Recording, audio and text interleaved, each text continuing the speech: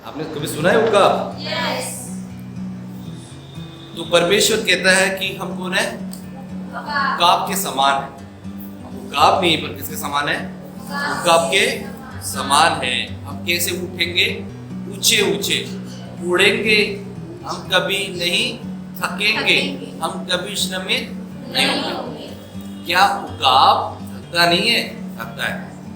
वो अपने एक आयु में उसके पंख कमजोर हो जाते हैं, उसकी चमड़ी पूरी कमजोर हो जाती है। उसके जीवन में एक निर्णय होता है कि उस चमड़ी को वो अपने नाखूनों से उतार के फेंके, अपने पंखों को निचोड़ कर उतार कर फेंके। जब फेंकता है उस समय के लिए वो अपने प्लेस में रहता है और फिर नए पंख उसे आते हैं, नए चमड़ी आती है और उसकी उम्र और बढ़ती है।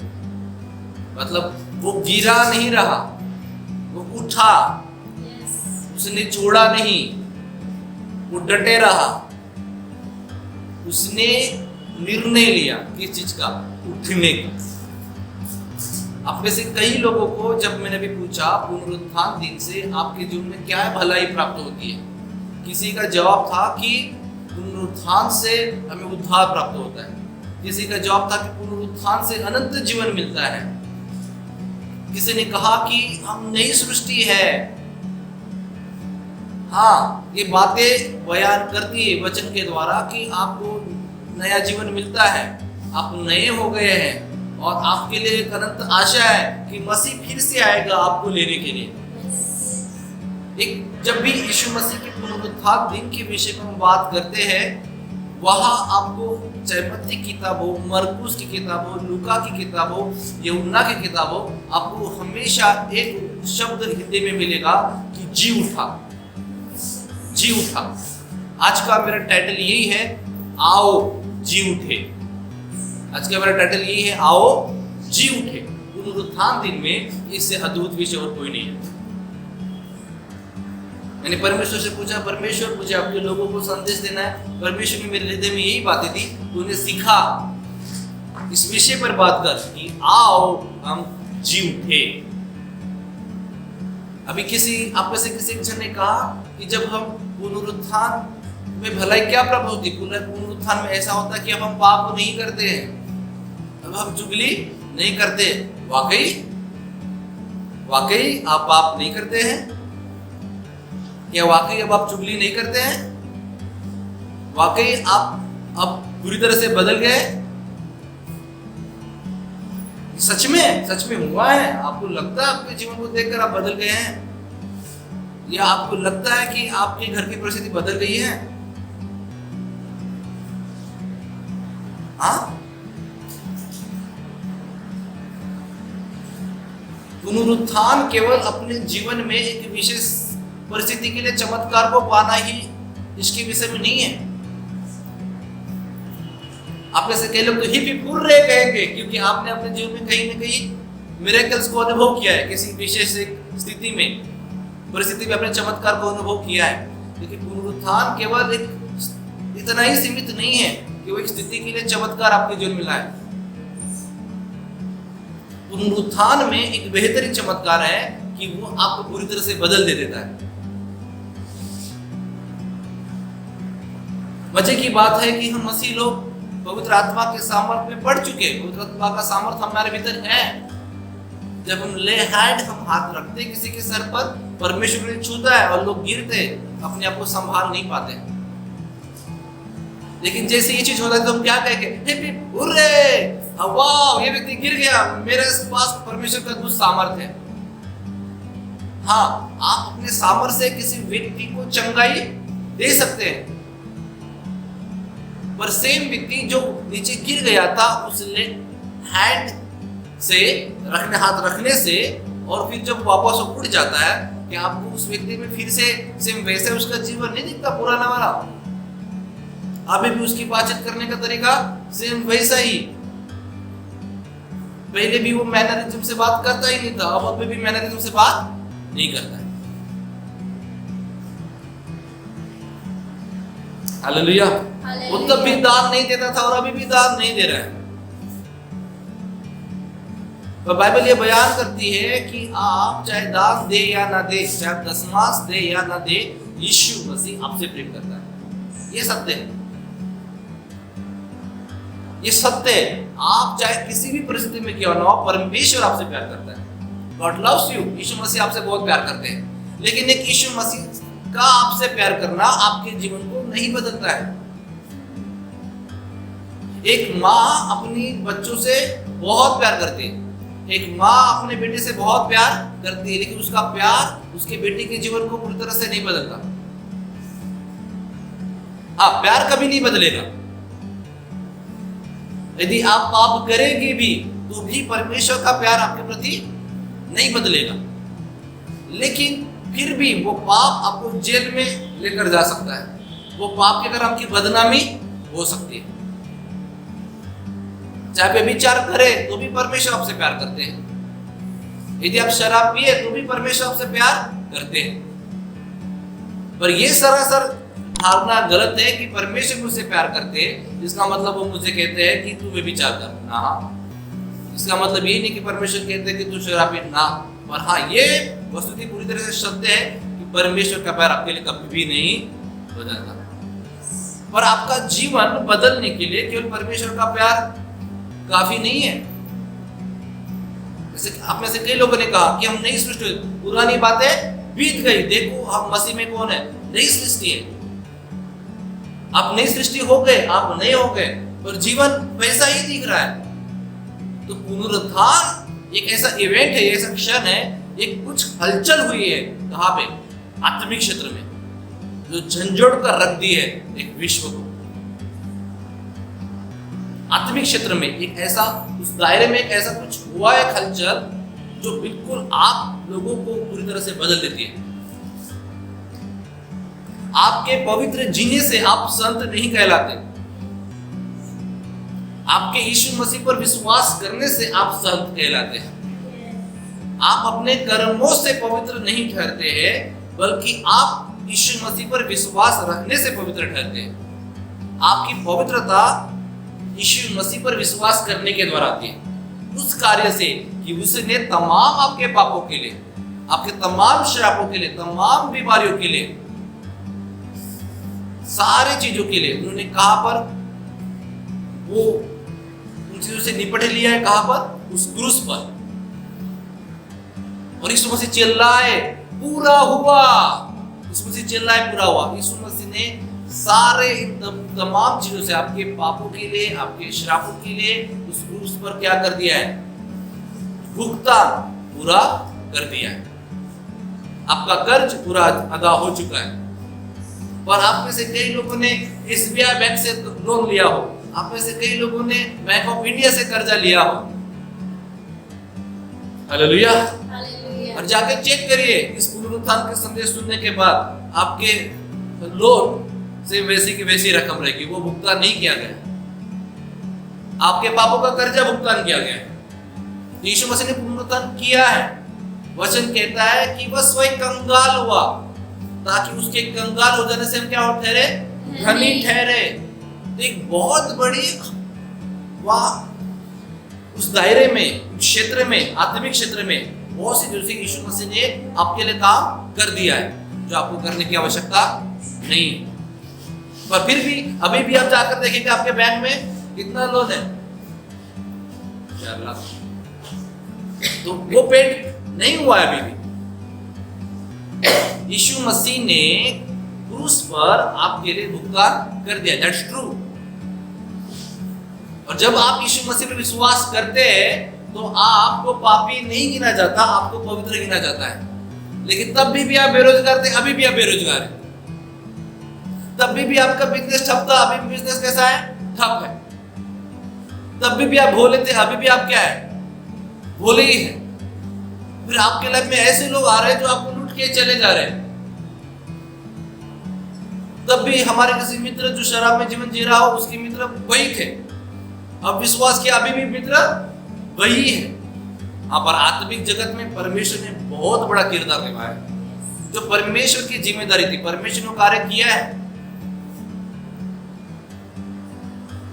पर एक बहुत हैरान करने वाली बात है, पुनरुत्थान होने के बावजूद भी यदि मसीह लोग आप गरीबी में जीवन जी रहे, पुनरुत्थान होने के बावजूद भी आप वैसा ही जीवन अभी भी जी रहे, और आत्मा प्राण देह ये प्रकाश हमें बताता है कि हम आत्मा में नए हो चुके हैं, लेकिन प्राण अभी भी नया नहीं हो चुका है। आत्मा वो क्षेत्र जिसे आप देख नहीं सकते, जिसे आप महसूस नहीं कर सकते, एक भीतरी क्षेत्र है आत्मा। शरीर जो आप आईने में देखते हैं कि मेरे बाल ठीक है कि नहीं, मेरा मेकअप ठीक है कि नहीं है, ये आत्मिक आईना नहीं है। आप रोज आईने में देखते हैं, वो आपका शारीरिक आईना है, लेकिन आपका प्राण उसे आप देख नहीं सकते। लेकिन कई लोग आपको छूते भी नहीं है और उनके शब्द आपको छूते हैं। जहाँ शरीर छूता है वो हिस्सा शरीर है, लेकिन जहाँ शब्द छूते हैं वो हिस्सा कौन सा है? प्राण। और इसीलिए रोमियो 12:2 पद कहता है कि यीशु मसीह ने भुगतान तो कर दिया क्रूस पर, आपके पापों के लिए, आपके श्रापों के लिए, आपकी गरीबी के लिए, आपके स्वभाव के लिए। क्योंकि शराब की लत क्या है? एडिक्शन है। ये चीज कहां से आई है? इसकी सबसे बड़ी बाधा क्या है? सोच। सोच बदलना बहुत जरूरी है। सोच बदली कैसे जाती है? सोच बदली जा सकती है। परमेश्वर कहता है रोमियो 12:2 पद से, नए करते जाओ। दिन ब दिन परमेश्वर के वचन पढ़ने से आप उस जानकारी को हासिल कर करके अपने मन को क्या करते जाओ? नए करते जाओ। ओह माय गॉड, यीशु मसीह कहता है बस वही कंगाल हुआ ताकि उसके कंगाल होने के द्वारा आप क्या ठहरे? धनी ठहरे। और ये पूरा होने के बावजूद भी आप में से कई लोग ये विश्वास रख सकते हैं कि मैं तो गरीब हूं। मतलब सरासर आपका मन अभी भी जो परमेश्वर ने किया है आत्मिक जगत में, इस पर भरोसा नहीं रख रहा है। शारीरिक क्षेत्र में आप काम होते हुए देखना चाहते हैं, मतलब क्या? पुनरुत्थान यीशु मसीह का पुनरुत्थान हो गया। यीशु मसीह का पुनरुत्थान हो गया। वो होने के बावजूद भी न जाने कितने घरों में रिलेशनशिप ठीक नहीं है। कई लोग तो अभी भी जुए में पैसे उड़ा देते हैं, कई लोग तो सट्टे में पैसे लगा देते हैं, या कई लोग तो शराब में, या कई लोग तो व्यभिचार में। न जाने कितने लोगों की क्या क्या कैसी कैसी आदतें और कैसी कैसी संगतें हैं, और फिर उसके साथ आप भी पीस रहे हैं। मतलब आपके घर से कोई भी एक व्यक्ति उस आदत में है, और वो अशांति फिर कहाँ आती है? आपके पास भी आती है। कैसे निपटेंगे? पुनरुत्थान ही है जो हमारे जीवन में बहुत बड़ी आशा लाता है। कई मसीहों ने तो पुनरुत्थान से ऐसे आशा को देखा है, हाँ इस धरती पर जीवन दुखी ही रहेंगे, इस दुख से हम छुटकारा उस दिन नहीं पाएंगे जब मसीह बात ऊपर आएगा। हालेलुया, स्तुति गाऊंगा जीवन के सफर में सदा, इंतजार है मुझे उस दिन का जिस दिन दुख होंगे जुदा। और ये गीत गाते हैं हम लोग और आशा रखते हैं, ये अनंत आशा है, पर आप केवल इंतजार कर रहे हैं कि यीशु मसीह ही मुझे जिसे निकालेगा। कम ऑन, यीशु मसीह ने आत्मिक क्षेत्र में इस चीज से निपट लिया है। और आप कहेंगे मैं बदनसीब में हूं, मेरे नसीब में वो नहीं था। शायद वो एक व्यक्ति हो या एक जॉब हो, आप नसीब की बात कर रहे हैं। आप पता है किस में आ रहे? फिर लक और अनलक में आ रहे हैं। और बाइबल कहती है कि यहोवा जिसके साथ था वो भाग्यशाली पुरुष था, और भाग्यशाली के लिखा है कि इज अ सक्सेसफुल पर्सन। भाग्य को तो आप कहते हैं लक। मेरे लिए तो लकी वो व्यक्ति है जिसके साथ परमेश्वर है। वो व्यक्ति कभी लकी हो ही नहीं सकता जिसके साथ परमेश्वर नहीं। तो परमेश्वर आपके साथ है। जो आत्मिक क्षेत्र में था वो कुंवारी मरियम के गर्भ में आया, उसने देह धारण किया। वो आया कहा जहां आप रहते थे। उसने आपके बीच में डेरा किया, वो रहने के लिए आया। आत्मा की न तो बोली है न तो भाषा है, उसने वो भाषा बोली जो आपके डेरे में भाषा बोली जाती है। उस भाषा से उसने आपसे बातें किया, शरीर धारण किया परमेश्वर यीशु मसीह में होकर। हालेलुया। और बातें की, आत्मा की ना तो बोली है ना तो भाषा।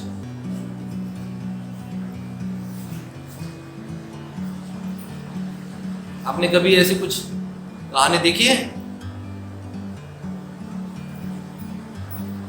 कि लड़का बोलता है बंगाली और लड़की बोलती है मराठी? अब दोनों में कम्युनिकेशन हो पाएगा?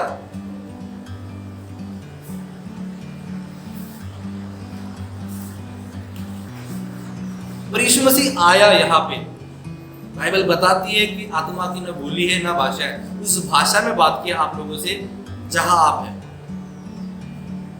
पर बाइबल ये कहती है यूहन्ना 1 अध्याय में अंधकार ने उसे ग्रहण नहीं किया, उसके अपनों ने उसे स्वीकारा नहीं किया। यहूदियों ने यीशु मसीह को अब तक स्वीकारा नहीं है।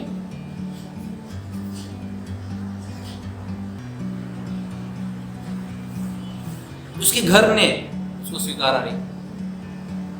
मैं आपके पास यही पैगाम यीशु मसीह का लाओ, तुम समाचार लाओ, कई लोग हैं जो नहीं सुनेंगे। इसी पुनरुत्थान दिन में पता है क्या हुआ?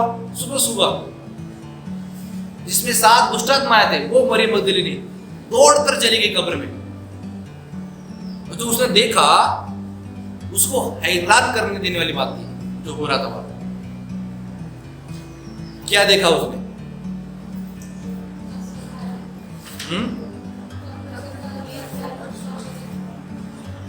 वो कब्र की ओर गई दौड़ दौड़ के। रीजन क्या था मैं आपको बता दूं। यीशु मसीह जब सेवा कर रहा था, यीशु मसीह ने कई बार कहा मैं तीसरे दिन जी उठूंगा।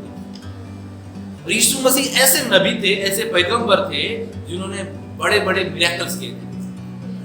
उसमें से मैं एक मिरेकल आपको बता दूं, एक विधवा के बेटे को जिला दिया। पुनरुत्थान, जी उठने के लिए शब्द है पुनरुत्थान। हर एक पुनरुत्थान आपके जीवन में जीवन उत्पन्न नहीं करता है। यीशु मसीह रास्ते से चले और विधवा के बेटे को देखा और देखा, अरे यार ये तो भर जवानी में मर गया, इसको तो और जीना चाहिए था। और परमेश्वर ने उसके शव को छुआ और चंगा हो गया, वो जी उठा। तो पुनरुत्थान हुआ है विधवा के बेटे के साथ। वो मरा था, वो जी उठा, लेकिन ये दुर्भाग्यपूर्ण बात है, वो फिर से मरा। हाँ, उसने कुछ अपनी जिम्मेदारी निपटाए होंगे, उसने कुछ अपने काम निपटा चुके होंगे, उसने चमत्कार का अनुभव लिया होगा, लेकिन उसके बाद फिर से उसने मृत्यु का अनुभव लिया। लाजरस जो यीशु मसीह का मित्र है, तबीयत खराब हो गई थी। अब बाइबल नहीं बताती कि वायरस अटकता क्या अटकता पता नहीं था, लेकिन वो बीमार था। यीशु मसीह को खबर पहुंची कि तेरा मित्र बीमार है, और यीशु मसीह बात कर रहे हैं, सो रहा है। बच्चे लोग बोल रहे, अरे लोग बात कर रहे हैं, मर रहा है, और यीशु मसीह क्या बात कर रहे हैं? सो रहा है। और यीशु मसीह वहां पहुंचे। देखो यीशु मसीह कैसे बात करते हैं। यीशु मसीह कहते हैं पुनरुत्थान और जीवन मैं हूं। यदि तू मुझ पे विश्वास करेगी तो क्या वो जी नहीं उठेगा?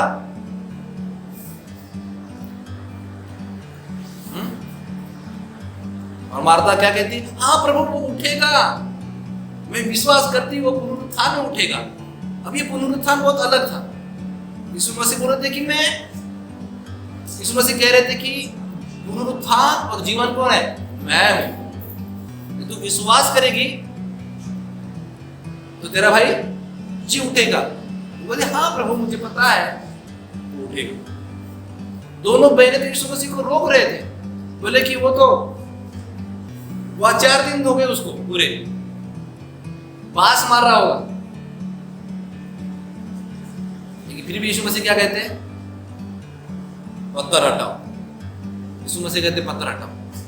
ध्यान रखिएगा, यीशु मसीह ने हमेशा अपने जीवन काल में बोला है कि मैं तीसरे दिन जी उठूंगा। और यीशु मसीह ऐसे नबी थे, ऐसे पैगंबर थे जिन्होंने बड़े बड़े चमत्कार किए थे। यही यहूदी जो उनका घराना था, उन्होंने उसे स्वीकार नहीं किया था उद्धारकर्ता के रूप में। फरीसी और शास्त्रियों ने, इनके दिमाग में भी चल रहा था, कानों में चल रहा था, हाँ हाँ यीशु मसीह ने बोला था तीसरे दिन जी उठेगा। मतलब इनके भी हृदय में एक चीज पता था, ये कुछ भी कर सकता है, यीशु मसीह कुछ भी कर सकता है। उन्होंने उस समय के सरकारों से बात की, रोमन गवर्नमेंट से बात की गई। हालेलुया। और पिलातुस ने भी आज्ञा दे दी, हाँ ठीक है तुमको लग रहा है ऐसा, तो जाकर उस कब्र के सामने पहरेदार रखे उन्होंने। माजरा क्या था? तीसरे दिन का था। मुझे तो लगता है पक्का वो तीसरे दिन तो बिल्कुल ऐसे बिल्कुल पहरेदारी में थे, बिल्कुल बास देखते को चोरी करके लेके जाता है। क्योंकि फरीसियों को लग रहा था यीशु मसीह ने कहा था तीसरे दिन जी उठेगा, उनको लग रहा था कि कहीं इसके चेले चुरा कर ना लेके जाए। समझे उस समय की राजनीति, उस समय की पॉलिटिक्स को। और इनकी डिमांड थी कि वहां बड़ा सा पत्थर रखा जाए, जिसे साधारण 2-3 लोग भी आए ना तो हटा ना पाए। और इन लोगों ने बातें की रोमन गवर्नमेंट से, और पहरेदार किसके थे? गवर्नमेंट के थे। वह सिपाही थे रोमन के, और वो साधारण पत्थर नहीं था, उस पत्थर पर रोमन साम्राज्य की छाप लगी थी। और उसको टच करना मतलब कानून के खिलाफ जाना। और आपको पता होना चाहिए रोमन साम्राज्य के खिलाफ जाना मतलब उस समय एक ही मौत थी, क्रूस पर मार दे जाना। बच्चे की तो हिम्मत ही नहीं हो रही थी, 2 बेवकूफी की हो गई थी, चढ़ गए थे डाकू, और ऐसे किसी की हिम्मत नहीं होती थी। इतनी खतरनाक मौत थी उस समय में, क्रूस की मौत। कहानी बड़ी दिलचस्प है, सुनिए अच्छे से, मेरे शब्दों में आपको बता रहा हूं। अब वो पत्थर इतना भारी था जो कब्र पे रखा गया। बाइबल ये भी बताती है कि मरियम मगदलीनी जो अपने 2 सहेलियों के साथ आ रही थी, वो भी बात करते हुए आ रहे थे, वो पत्थर कौन सरकाएगा। देखो बात भी करके आते, इस तरह से बात करके कि वो पत्थर कौन सरकाएगा।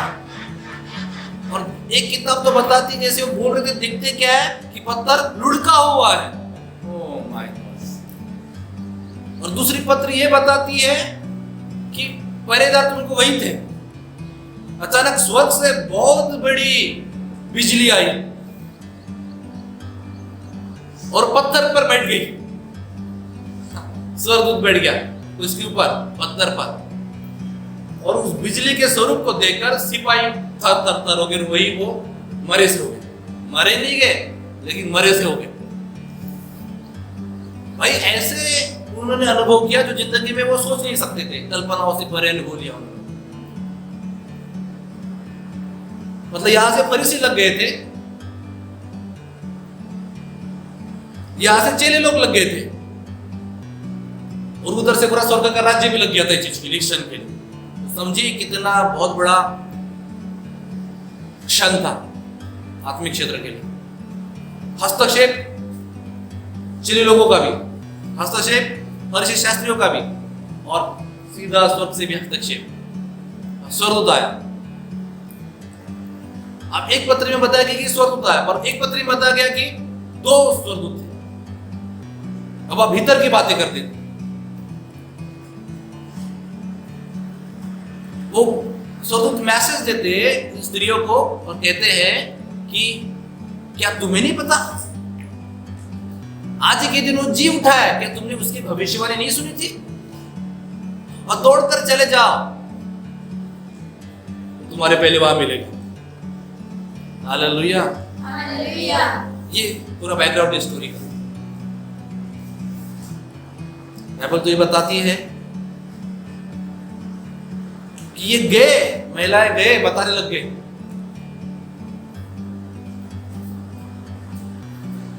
वो इम्माउस में मार्ग में चलने वाले 2 जो विश्वासी लोग थे, उनको भी एक खबर बताई गई कि यीशु मसीह की कब्र क्या है? खाली। तो उन्होंने प्रतिज्ञा की चेलों के पास गए, चेलों ने भी प्रतीति नहीं की, क्योंकि ये बात उनको कहानी जैसे जान पड़ती थी। शायद आप में से कई लोगों में बता रहा तो आपको भी कहानी से जान पड़े। उन्होंने भी प्रतीति नहीं किया। बाइबल बताती है, बाइबल बताती है कि एक और चेला और पतरस दौड़े दौड़े दौड़े दौड़े पीछे गए, और एक तो बहुत आगे दौड़ के चला गया, लेकिन कब्र के अंदर नहीं गया, क्योंकि पत्थर उसको भी सरका हुआ दिखा, तो उसको डर गया, वही रुक गया। लेकिन जो पतरस पीछे से आया और वो रुका नहीं, वो सीधा अंदर चला गया। ये थोड़ा जोशीला था, देख लेंगे वाला था, थोड़ा सा ताकतवर था। Hallelujah, hallelujah. बाइबल एक क्षण के बारे में बात करती है कि यीशु मसीह दिखा स्त्रियों को, वो छूने वाले थे। यीशु मसीह कहता कि मुझे मत छू, मुझे मत छू, क्योंकि मैं अभी भी पिता की तरफ से होकर नहीं आया हूं। क्योंकि यीशु मसीह को आत्मिक स्तर में कुछ काम करना था, उन सारे कामों का परमेश्वर के सामने हिसाब देना था। जब यीशु मसीह आत्मिक क्षेत्र में थे और उस गतिविधियों में उनको वो चीजें करना ही था, वो बहुत आज्ञा के लिए वफादारी थे। किसके लिए? पिता के लिए। उनको आत्मिक क्षेत्र के लिए बहुत कुछ काम करना था। और मरियम वहां एंट्री कर रही है सारे क्षेत्र के लिए, कुछ तो बीच आकर देखो, यीशु मसीह बोलते बच्चों, मैं पिता के पास जाऊंगा, मुझे कुछ होकर काम करना है। हालेलुया। मुझे किसी ने व्हाट्सएप पे सवाल पूछा, सर मुझे वाकई बताओ ना, बाइबल कहती कि यूना 3 दिन 3 रात मछली के पेट में रहा, वैसे यीशु मसीह पे रहा, यीशु मसीह कहाँ रहा, बताओ ना। बाइबल बताती कि गुड न्यूज थी उन लोगों के लिए जिन्होंने विश्वास नहीं किया था, जो अधोलोक में गए। यीशु मसीह वहां भी गया और उनको सुसमाचार सुनाया। वो अधोलोक का भी पिता ठहरा, हालेलुया, और वो सुख लोक का भी पिता ठहरा। वो तो ठहरेगा जूतों वालों की आशा ही। अब स्वर्ग और सुख लोक में फर्क है, वो अलग विषय, इस पर हम फिर कभी सिखाएंगे। Hallelujah, hallelujah. पुनरुत्थान और जीवन कौन है? मैं हूं। यीशु मसीह का पुनरुत्थान तो हो चुका है। क्या आपके जीवन का पुनरुत्थान हुआ है? ये बहुत ही महत्वपूर्ण है। तो अब क्या करना है? काम किसकी? जिम्मेदारी किसकी है? आपकी, कि परमेश्वर के वचन को प्राप्त करें उस पुनरुत्थान के प्रकाशन में, और आपको कहाँ बदलना है उस पर आप ध्यान दें। और आप सबके लोगों के अलग अलग एरियाज हैं जहाँ आपको परिवर्तन लाना है। मैं आपको बता रहा हूं, कुछ भी अपने आप नहीं होता। शारीरिक क्षेत्र में कुछ भी अपने आप बिल्कुल नहीं होता, वह हस्तक्षेप होता है मनुष्य का। यीशु मसीह को भी जब शरीर धारण करना था, वो योजना पूरी नहीं हुई बिना मनुष्य के हस्तक्षेप से। वहां मरियम और यूसुफ से गुजरना पड़ा, परमेश्वर यूसुफ से बातें करनी पड़ी। हालांकि यूसुफ की तो कोई जरूरत नहीं थी शरीर धारण करने के लिए, लेकिन वो माध्यम था, वो माध्यम था। मरियम से बातें की गई। मरियम शुरू में तो डर गई थी, लेकिन जो गुड न्यूज सुनाई गई कि तेरे द्वारा जो पुत्र जन्मेगा वो जगत का क्या होगा? उद्धार करता होगा। मैं बताना चाहता हूं लोगों को, परमेश्वर आपकी जो परिस्थिति है उसका उद्धार करता कहलाएगा। ये परमेश्वर की योजना है आपकी परिस्थिति के लिए। जैसे भाई ने कहा कि उद्धार लाता है मेरे जीवन में।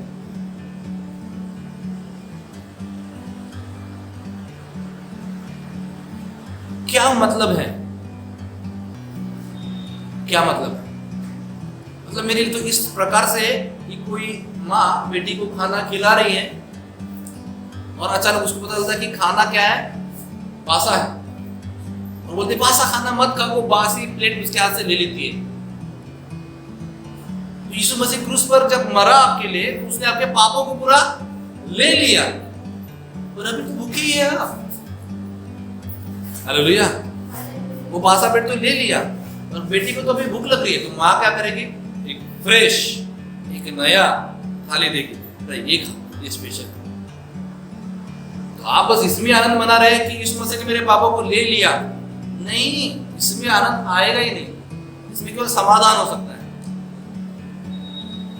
क्योंकि आप केवल आज के लिए नहीं जीते हैं, आपके आने वाले दिन भी हैं, उसके लिए प्रावधान आवश्यक है। तो मां क्या करेगी? नई थल लगा देगी।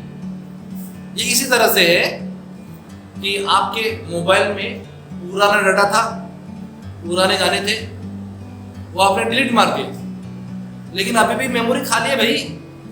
आप इसमें कैसे खुशी मना सकते हैं? क्योंकि अभी तो नया डाटा रिलोड ही नहीं हुआ है, नया भोजन तो मिला ही नहीं है। तो आप लोगों का नया जीवन क्यों नहीं हुआ है? ये हो चुका है पुनरुत्थान के द्वारा, पर आत्मिक क्षेत्र में हो चुका है। तो ये शारीरिक क्षेत्र में तब तक नहीं होगा जब तक आपका मन इस चीज को अलाउ करने के लिए तैयार नहीं होगा। क्योंकि यीशु मसीह ने वहां आपके गरीबी के श्रापों को हटा दिया है, लेकिन आप अभी भी अपने मुंह से क्या कह रहे हैं? मैं तो गरीब हूं जी। अभी बता रहे कंजूस का उदाहरण, पत्नी बाजार में मार्केट घूम रहे थे, दोस्त ने बोला नहीं मोहब्बत इतना प्यार, उसने बोला हाँ जी क्या की मोहब्बत, हाथ छोड़ो तो दुकान में घुस जाती। तो ये कौन था? कंजूस ही था। हालेलुया। क्या वाकई यीशु मसीह के पुनरुत्थान से आपकी सोच बदली है? नहीं बदली है तो बदलना आरंभ करिए। तब भी आप पैसे के विषय में वैसी मानसिकता दे रहे हो, अभी भी है तो बदलना चाहिए। कुछ भी आशीष आप अपने जीवन में लाना चाहते हैं, आपको वचन सहमत होना होगा, और कोई जरिया है ही नहीं। वचन को देहधारी होने के लिए और कोई जरिया था ही नहीं, सहमति लेना बहुत जरूरी था, यीशु को कोऑपरेट करना जरूरी था, और किया उन्होंने। क्या आप अपने जीवन में परमेश्वर को हस्तक्षेप करने देंगे? Yes. आप कोऑपरेट करेंगे? Yes. आप सहमति देंगे? तो आपका जीवन बदलेगा। पुनरुत्थान केवल आत्मिक क्षेत्रों में ही मसीह ने दबा कर रख दिया है। वो आत्मा से उफन कर बाहर निकलना चाहता है आपके शरीर में, वो आत्मा से वो फ्लो आपके प्राण में आना चाहता है, आपके शरीर में आना चाहता है। हालेलुया। पर हम में से कई लोग क्या करते हैं? दबा देते अपने मनों को। जी तो चाहता है कि सबको सुसमाचार बता दो, जी तो चाहता है कि सबको गवाही बता दो, लेकिन आज जाके क्या करते हो? दबा देते हैं इसको। जी तो चाहता है कि बिजनेस करो, ऐसा बिजनेस करो कि छा जाए। हालेलुया। फिर कौन रोकता है आपको? एक सोच आपको पढ़ा दी गई है, एक आपके मुंह में एक पट्टी पढ़ा दी गई है, नहीं हो सकता, साधारण नहीं, कैसे होगा? ये सवाल आप क्या कर देते हैं? रोक देते हैं। आप इतिहास रच सकते हैं, पुनरुत्थान इतिहास रचने के लिए आप इतिहास रच सकते हैं। आप परमेश्वर को अपने जीवन में हस्तक्षेप करने दे सकते हैं। आपके घर का कोई भी व्यक्ति किसी भी आदत से क्यों ना गुजर रहा हो, किसी भी एरिया से संबंधित क्यों ना हो, आप वहां पर भी परमेश्वर काम करने दे सकते हैं। पर आप कहेंगे परमेश्वर वो तो विश्वास नहीं करते ना, पर आपके विश्वास से यीशु मसीह ने क्या कहा मार्था को? तू विश्वास करेगी तो क्या तेरा भाई जीना उठेगा? और वो जो माहौल था वो रोने वाला था, और यीशु मसीह को ये चीजें पता भी थी, और बाइबल बताती कि यीशु मसीह बहुत सी बातें वहां कह नहीं सका। किसके कारण? लोगों के कारण। तो यीशु मसीह ने स्टेप लिया, और यीशु मसीह बोलता है चलो मेरे साथ। और यीशु मसीह बोल भी रहे होंगे पत्थर हटा दो, ये लोग बोल रहे नहीं ना, बस आ रहे। हालेलुया। और यीशु मसीह ने क्या कहा? पत्थर को लुढ़का दो, सरका दो, और कहा ये लाजरस बाहर आ, और लाजरस निकलकर बाहर आया। और मुझे लगता है सब लोगों का मुंह ऐसे खुल गया होगा। और यीशु मसीह का मुंह बिल्कुल ऐसा आ ही नहीं। यीशु मसीह कहते हैं इसकी पट्टियां खोल दो, पट्टी बांध के रखे थे। पर कम ऑन, यीशु मसीह की ने बोला लाजरस बाहर निकलकर आ, और लाजरस बाहर निकला। किसने कहा? यीशु मसीह ने कहा, और वो निकला बाहर। वो क्या कहेंगे आप? अर्थी पर जो शव लेकर जा रहे थे, विधवा का बेटा वहां पड़ा था। The moment turned. The moment turned. Hallelujah. असल में तो आज के टॉपिक को मैं कोई दूसरा नाम देना चाहता था। इस टॉपिक के लिए परमिशन मुझे हृदय में और एक टॉपिक दिया था, क्राई टर्न्स टू हैप्पीनेस। रोना आनंद में बदल जाएगा। The cry turns to dance, रोना नृत्य में बदल जाएगा। वो रोना शुरू था अर्थी वाला। हालेलुया। यीशु मसीह कौन है? पुनरुत्थान। जब पुनरुत्थान है, जब वो जीवन है, तो उसने पुनरुत्थानवाद दिया। उसने कहा उठ, और वो उठा। जश्न आया वहां पे, हंगामा हो गए, जश्न मनाया। यीशु मसीह की जय गाए होंगे। हालेलुया। शानदार जश्न। लाजरस, इसके बारे में कभी किसी ने सोचा भी नहीं होगा, 4 दिन से पड़ा था, कहां? कब्र पे। वो निकल कर बाहर आया, बदबू मारा था जीवन। आपने ठान के रखा। पता है जब यीशु मसीह उसको छूने आ गए, बता रहा हूं, उसको उस धरती को छूने आ गए। धरती को तो कौन जिलाएगा भाई? धरती पर जो व्यक्ति था सब उसको जिलाने जब आए थे, तो लोग बोलते बोल रहे नहीं हो सकता, आज तक कभी देखा ही नहीं, ऐसा कोई हो सकता है? कोई नहीं सकता। आप किसी मुर्दे के लिए प्रेयर करने जाएंगे तो लोग बोलेंगे ऐसा हो सकता है? ऐसे हंसेंगे। आपको पता है कि परमेश्वर कौन है। यीशु मसीह को पता था कि पिता कौन है। लाजरस को जब जिलाने वो गया वहां पे, तो मार्था का तो सवाल यही था, प्रभु तू होता यहाँ पे तो ऐसा नहीं होता। आपको पता है यीशु मसीह कौन है? उसको नहीं पता था। आपको पता है यीशु मसीह कौन है? यीशु मसीह को पता है कि पिता कौन है। आपको नहीं पता होगा शायद पिता कौन है, यीशु मसीह को पता करो, पिता भी पता चल जाएगा। यीशु मसीह खुद कह रहा है पुनरुत्थान और जीवन मैं हूं। वहां तो लोग बोल रहे एक दिन की बात है, विधवा की अर्थी में एक दिन की बात है। यहाँ के क्या बोल रहे? 4 दिन हो गए। और मालूम, मैं समझता हूँ कि आप में से कई लोग यीशु मसीह जब होते आपके कान में वही शब्द गूंजते, 4 दिन, 4 दिन, 4 दिन। हालेलुया। और यीशु मसीह 4 दिन से बिल्कुल प्रभावित नहीं थे। उसे यीशु मसीह बोल रहे थे बात चुटकी में, ऐसे चुटकी में। और यीशु मसीह क्या बोला? ए लाजरस बाहर निकल कर आ। और लाजरस निकल कर आ गया।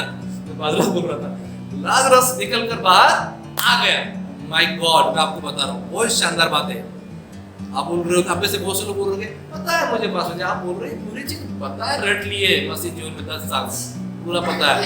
आप जो कहानी बता रहे पता है, पता तो है, और वहां जो बातें चल रही थी अर्थी के समय में कुछ नहीं हो सकता। यहाँ तो बोल रहे 4 दिन, 4 दिन। ऐसे कई शब्द आपके परिवार में, आपके कानों में गुजरे होंगे।